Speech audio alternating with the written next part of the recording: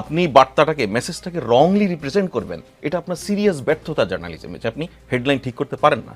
Journalism একটা headline set করতে পারার যোগ্যতা কিন্তু অনেক বড় যোগ্যতা।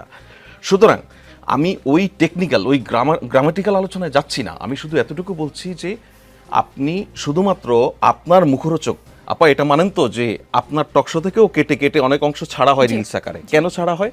Click bytes.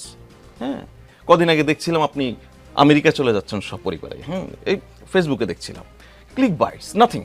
সুতরাং এই ক্লিক বাইটসের কবলে যখন রাজনীতি পড়ে, তখন জয়নাল আবদিন ফারুকের মতো একজন বিজ্ঞ পলিটিশিয়ান কমেন্ট করে বসেন, একটা পলিটিক্যাল পার্টি স্টেটমেন্ট দিয়ে বসেন, অনেকগুলি পলিটিক্যাল পার্টি কথা বলেছেন এটা নিয়ে, কিন্তু কি পুরো সেন্টেন্সটা কি এটা আমরা পলিটিশিয়ানদের হাতে দেই নাই। এটা একটা ব্যাড জার্নালিজম নয় কি? যে আপনি পুরো বিভ্রান্ত করছেন, মানে মানুষকে বোঝাচ্ছেন যে প্রফেসর ইউনূস বলছে যে তাকে আরো 5 বছর 50 বছর না গেলে কি হয়, এটা সে বলছে, সেটা তো